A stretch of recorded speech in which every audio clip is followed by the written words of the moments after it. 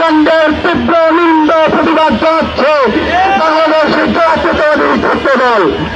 প্রিয় উপস্থিতি, এই নৃশংস হত্যাকাণ্ডের প্রতিবাদে আজকের তাৎক্ষণিক প্রতিবাদ মিছিলে বাংলাদেশের জাতীয়তাবাদী ছাত্রদল ঢাকা বিশ্ববিদ্যালয়ের আহ্বানে যে সকল ছাত্রদলের শিক্ষার্থীবৃন্দ, যে সকল সাধারণ শিক্ষার্থীবৃন্দ এবং বাংলাদেশের জাতীয়তাবাদী ছাত্রদলের যে সকল নেতাকর্মী উপস্থিত হয়েছেন, সকলের প্রতি কৃতজ্ঞতা জানাচ্ছি।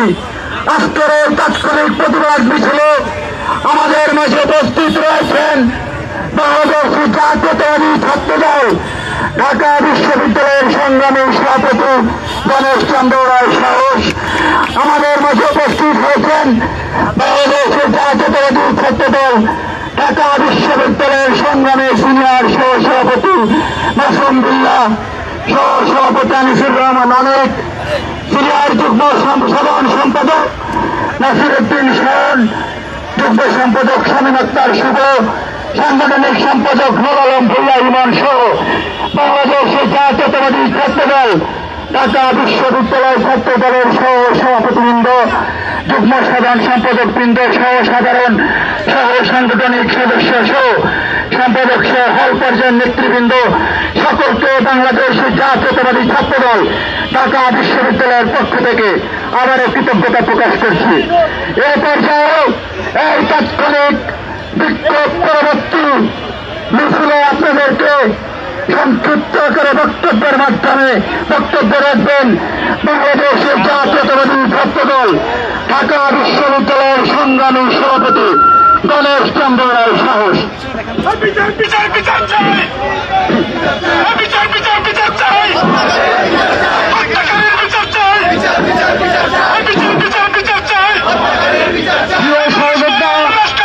নেতৃবৃন্দ, ইলেকট্রিক এবং প্রিন্ট মিডিয়ার ভাই ও বোনেরা, আপনারা সবাই জানেন বিগত 9 জুলাই প্রকাশ্যে দিবালোকে স্যার সলিমুল্লাহ মেডিকেল কলেজ এবং মিটফোর্ড হাসপাতালের সামনে লাল চাঁদ ওরফে সোহাগ নামে একজনকে হত্যাকাণ্ড ঘটিয়ে রাস্তায় ফেলে যেভাবে উল্লাস করেছে বিভৎসভাবে, তারই প্রতিবাদে বাংলাদেশ জাতীয়তাবাদী ছাত্রদল ঢাকা বিশ্ববিদ্যালয় কর্তৃক আয়োজিত আজকের এই তাৎক্ষণিক বিক্ষোভ প্রবৃত্তি সমাবেশে আপনাদের সবাইকে জানাই আন্তরিক কৃতজ্ঞতা। প্রিয় সহযোদ্ধা উপস্থিতিবৃন্দ, আপনারা জানেন বর্তমান 5 আগস্ট পরবর্তী সময়ে একটি অন্তর্বর্তীকালীন সরকার রয়েছে, যে সরকারের অধীনে বাংলাদেশের আপামর মানুষ একটি সুন্দর বাংলাদেশ গড়ার স্বপ্ন দেখেছিল এবং সে যে সরকারটির মাধ্যমেই একটি গণতান্ত্রিক পন্থায় নির্বাচিত সরকার প্রতিষ্ঠিত হবে বলে আশা করেছিল। কিন্তু এই বিগত 4 মাসে আপনারা জানেন সোহাগ হত্যাকাণ্ড সহ এই ঢাকা শহরেই 136টি হত্যাকাণ্ড সংঘটিত হয়েছে এবং সারা বাংলাদেশে 1244টি হত্যাকাণ্ড সংঘটিত হয়েছে। অথচ আপনারা হয়তোবা জানেন 2021 সালে ঢাকা শহরে হত্যাকাণ্ডের সংখ্যা ছিল 51টি, 2022 সালে 54টি, 2023 সালে 59টি এবং 2025 সালে 53টি। অথচ 5 আগস্ট পরবর্তী সময়ে আমরা যে স্বপ্ন দেখে আমরা রাজনীতি করেছিলাম, আমরা যে স্বপ্ন দেখে আমরা প্রকৃত সাধারণ শিক্ষার্থীরা ক্যাম্পাস সহ সারা বাংলাদেশের নিরাপত্তা নিয়ে আমরা আশান্বিত ছিলাম, সেই আশায় গুড়েবালি করে দিয়েছে এই বর্তমান আইন শৃঙ্খলা পরিস্থিতির অবনতি। প্রিয় সহযোদ্ধা বন্ধুগণ, বক্তব্য দীর্ঘায়িত করার কিছু নেই, আমি শুধু দেবতাহীন কণ্ঠে উচ্চারণ করতে চাই, অনতিবিলম্বে সোহাগ হত্যাকারীদের বিচারের আওতায় এনে দ্রুত শাস্তি নিশ্চিত করতে হবে।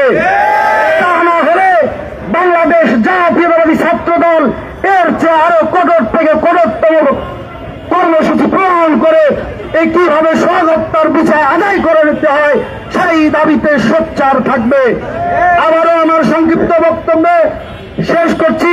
আপনারা যারা অত্যন্ত পরিশ্রম করেছেন আমাদের এই তাৎক্ষণিক বিক্ষোভ মিছিলটি সফল করেছেন, আপনাদের আবারও সবাইকে আন্তরিক কৃতজ্ঞতা জানিয়ে আমি আমার সংক্ষিপ্ত বক্তব্য শেষ করছি।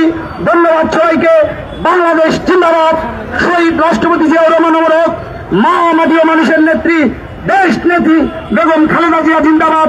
আমাদের হৃদয়ের স্পন্দন দেশ নায়ক জনাব তারেক রহমান, যিনি ইতিমধ্যেই 31 দফা কর্মসূচি প্রণয়ন করেছেন। আমরা বিশ্বাস করি দেশ নায়ক জনাব তারেক রহমানের নেতৃত্বে আগামীতে বাংলাদেশের সরকার গঠিত হলে এই 31 দফা কর্মসূচি বাস্তবিত হবে এবং 31 দফা কর্মসূচি বাস্তবায়ন হলে আমরা বিশ্বাস করি বাংলাদেশে এই সব অকাল মৃত্যুর ঘটনা ঘটবে না। সবাইকে ধন্যবাদ। আবার আন্তরিক কৃতজ্ঞতা জানিয়ে আজকের মধ্যে আমাদের এই সংক্ষিপ্ত বিক্ষোভ পরবর্তী সমাবেশ সমাপ্ত ঘোষণা করছি। ধন্যবাদ সবাইকে। ধন্যবাদ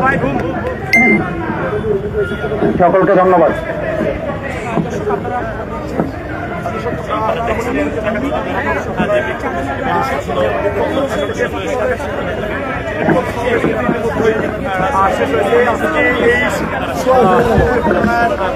কেন্দ্র করে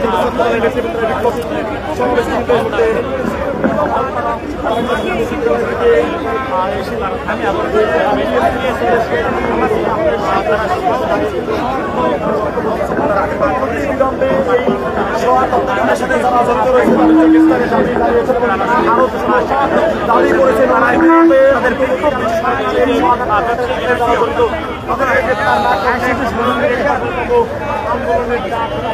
কি অবস্থা হয়ে গেল, কি দেখাবো এখন? এতগুলো মানুষ দেখতেছে।